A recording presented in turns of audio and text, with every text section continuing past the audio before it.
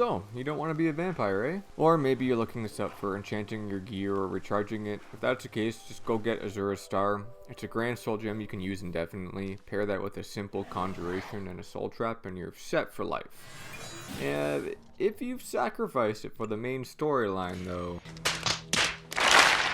If you started the quest to cure your vampirism, or you are trying to help a certain vampire, you'll need 5 empty grand soul gems before you can even start gathering the ingredients for the actual cure. And other than black soul gems, they're the rarest type of soul gems to find, especially the empty ones. If you're a new player though, I do recommend that before curing yourself of vampirism, if that's what you're doing, if you've received all recommendation letters from the Mages Guild and have access to the university, that you allow your disease to spread to its final stage, and then use the altars of spellmaking and enchanting, especially the spellmaking, to replicate the vampire spells like invisibility, night eye, and the like. So that way you have them for the future spellmaking and enchantments. Having a ring with night vision is pretty useful, and you don't need to buy the spells yourself this way if you're a new character and don't have enough money. Plus, afterwards you can feed on a sleeping mage, so you can just go into the sunlight and fast travel again afterwards, and you don't need to worry about the cons of late stage vampirism. But anyways, right beside Drakelowe are 2 locations that will have empty grand soul gems only after activating the quest to find the soul gems. Squandered Mine is literally right above Drakelowe and has one on a rock with light hitting it inside. It's 2 levels deep. You enter through the door marked Snakeworks once you're already in the mines, and you'll eventually find a big empty cavern with a log trap and a tripwire. A path to the left of that will take you through a door deeper into the cave, and you'll eventually come to it, and it's guarded by something strong depending on your level. I already took the gem, so it's empty for me, but it was there, obviously, originally. Crayfish Cave is a little south of Drakelowe, and it also holds a grand soul gem. But make sure you have some better gear for this place if you're a low level, or really if you're a higher level. Silver or enchanted weapons are needed for certain creatures here, like the Will-o'-the-Wisp. You can try magic, but they'll drain or absorb it. And this place is also a maze, so if you take the wrong direction, you're gonna get confused. As soon as you enter Crayfish Cave, head to the right, through the shallow water, and into a place called the Steep, the Crayfish Cave Steep.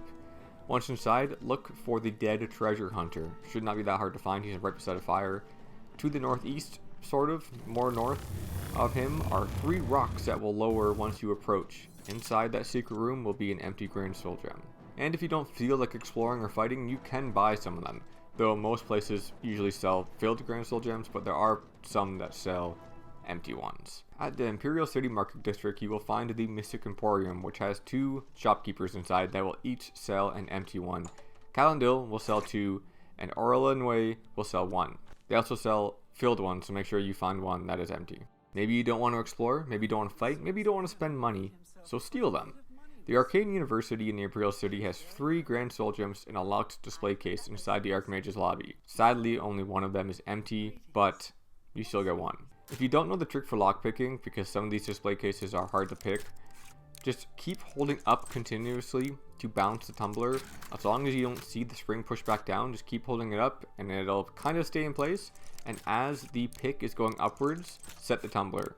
You should never break a lockpick again, which is a good thing to know because now you're going to go to the Coral Mages Guild. It has several display cases with soul gems, but there is only one with a grand soul that's empty.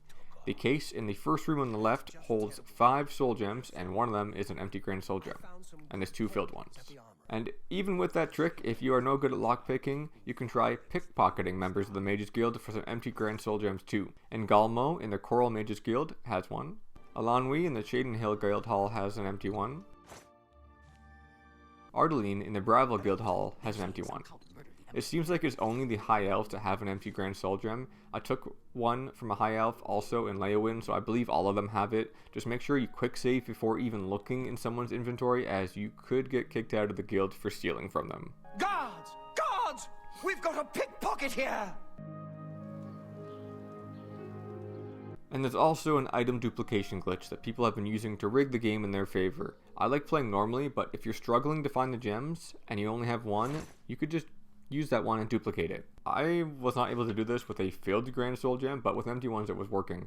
So simply find any container, empty it of all its contents, and add the soul gem that you want to duplicate, or you could duplicate something else that you want. You can use this trick for anything. On console, you press the right thumbstick down and then a bumper to go to your inventory. It's just whatever the search key is, and then you go to your inventory from there. Place that gem inside the container, then go to your arrows or something you have a huge stack of. On Xbox, you press the right bumper and A at the same time. It's just whatever you switch containers with and deposit. Press those buttons at the exact same time, which will try to deposit the stack of items, but will actually end up duplicating the item based off of how many of that stack you have. Pick up the soul gem that's in the container. It will not show that it's duplicated yet, and once you add it to your inventory, it should show up that it's duplicated. It may take a few tries to get the hang of it, because you do have to press it at pretty much the same time, but it is pretty simple. I personally don't like using this glitch really, but thought I'd give it the option just in case you want to do it. Now you can finally return to Drakelowe and start actually working towards curing your vampirism, because that was not even